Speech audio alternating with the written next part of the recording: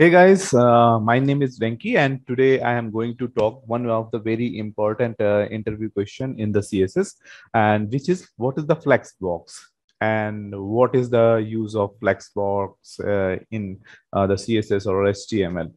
So, so before see, actually, it's a new feature in the CSS 3. Okay, and that have came up to the picture, and it's entirely changed the way the layouts works. So initially, there were two kinds of basically elements. One is the block element, okay, and second is the inline element in the CSS.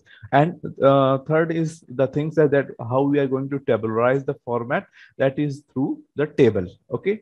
But the block section in the web page, inline in the text, table for the two-dimensional, and position, explicit position for an element.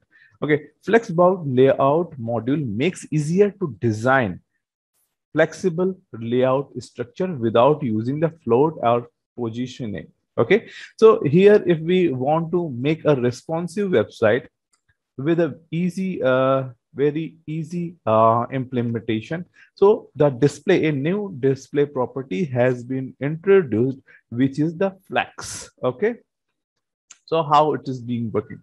So let's first of all, let me tell you one thing. It's a flex container property. Okay, so to start the flex model, you need to define a container. Okay, because container is nothing, is a kind of div which holds its a child element. Okay, so whatever the child is there, the parent is considered to be as a container.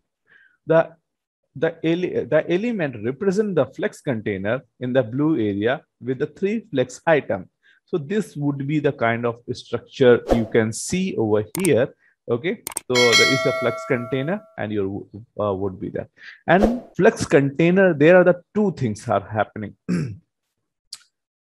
One is the flex container, and second is the flex item. Okay, the outer body is known as the flex container and the inner items are known as the flex items. So these are some sets of the property: flex direction, wrap, flow, justify content, align items, and align centers are some of the properties which are applied to your flex container. Okay, so let me go through one by one properties and we'll see how it is going to be working, right? So let me open this editor and we'll start with a kind of how it is being working and how we can see it. Let's me go to it's a demo. So let's start with this one.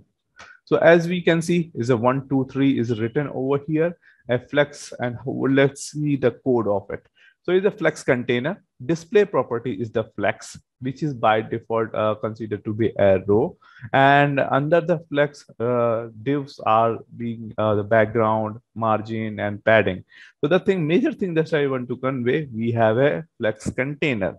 Container is the topmost outer div or the class that holds the multiple variables. Okay, so what is the next one? Next one is something, the flex wrap. Okay, so the wrap property, let me before see the what is the flex direction. Before removing the wrap, there is the flex direction. So suppose that you just want to how you want your column to be displayed. So let's me give the example of the flex direction. So it's a column wise, because as I can see the code, if I do the side by side, let's do side by side, and let's open this one. Yep. So as we can see, it is the 2 HTML. So here is the flex is the column direction. If I just, let's say, change with the row and see the effect. Okay, here are the similar way we have a row wise. Now just do the reverse of it, and it's not only this. It's a column, but also what we can do, we have a other property as well, control column reverse. Is just want to reverse the order, the way they are going to display. It will entirely change its kind of display. The same thing is also going to be happen for the row side as well. Okay, so let me put output. Yep. So this is the kind of things that we are going to do. So it's a similarly column reverse I have covered. Fourth is the row, and fifth is the row reverse. Okay, wrap. We'll talk about the wrap HTML. That what does it mean? It's just going to be wrapped, and everything is going to be shown on the UI. And there is a property is known as the flex wrap.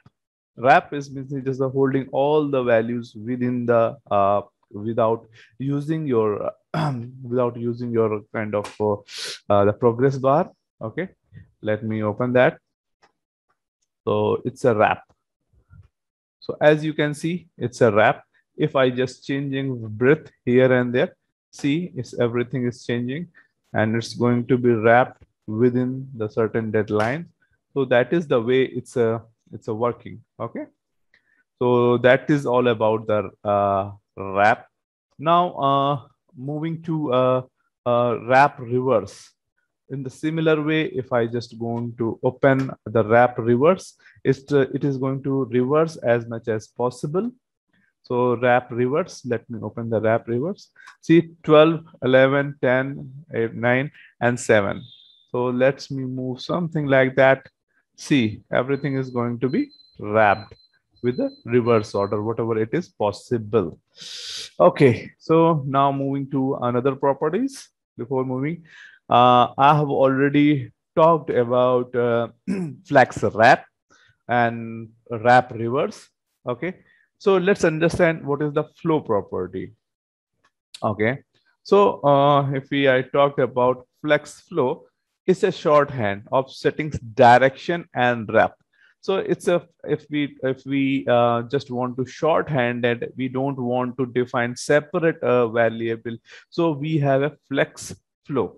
Flex flow. Okay, what it is shorthand for what? It's a shorthand for flex underscore direction, and as well as flex and hyphen wrap. Okay.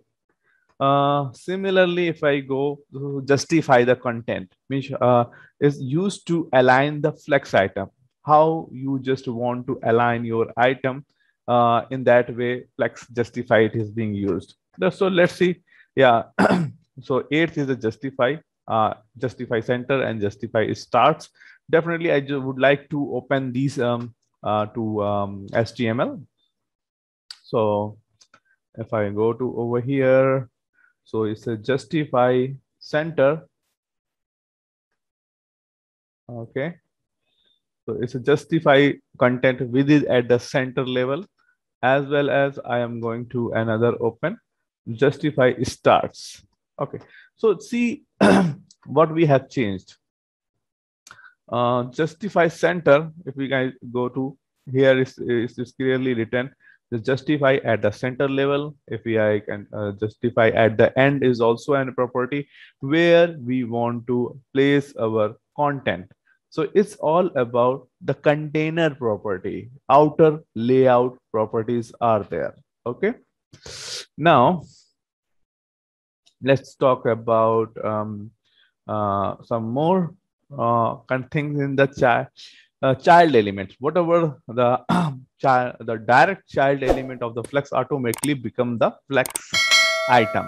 So whatever would be under the div would be become automatically a kind of flex item. Okay, and these are the few of the properties which could be set by flex, in which order you want to display, what is the growing capacity of that flex, flexing flank basis, and flex and align cell.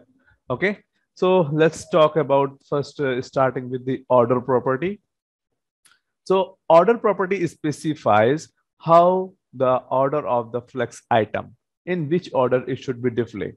So first flex in the code does not have appear at the first item in the layout. The order must be a number and default value is 0. Okay. So if we just wanted to print 4 at the first order, so we are just printing order over here as a 1. Similarly, order 2 is exactly 2 and 3 at 1, and this order we have just printed it out.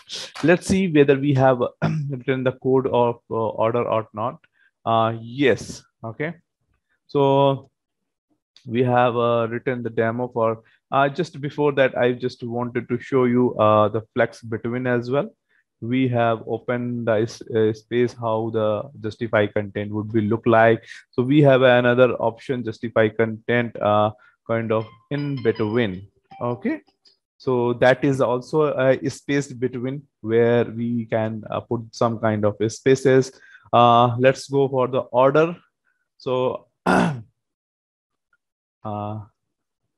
so this one is the order API, or you can say order thing, where we just mention in which order we want to display our item, and that has been need to be displayed at the order.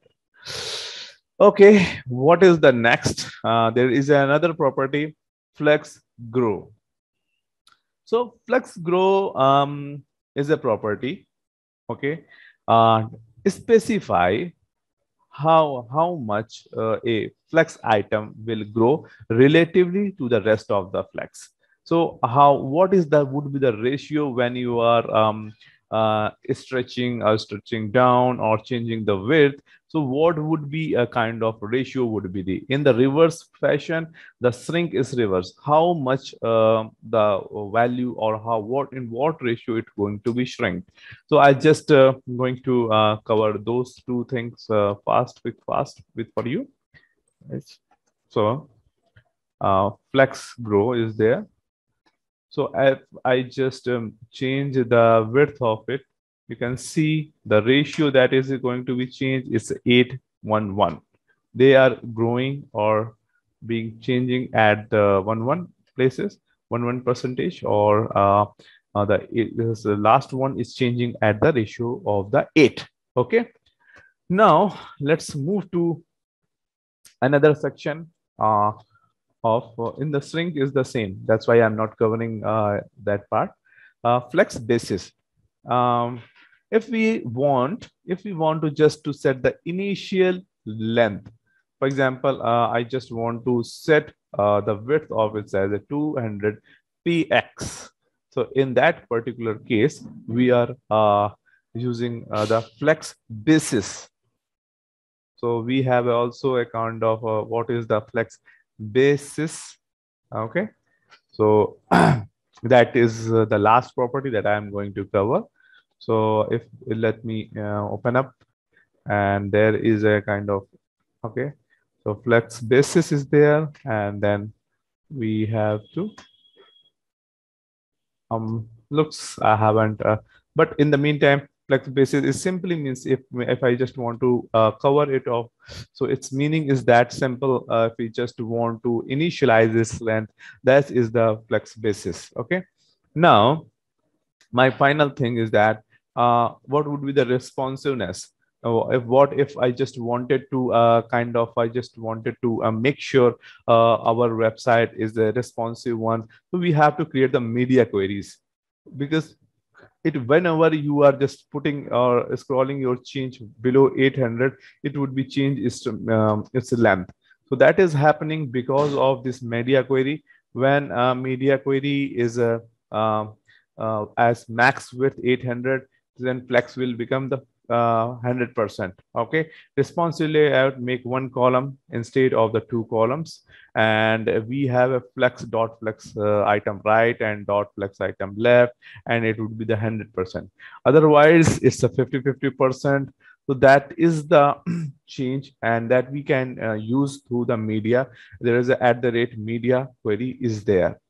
So guys, I hope you have a now fair idea about what is the Flex, why it is being used, and why it's so adaptive in the CSS3.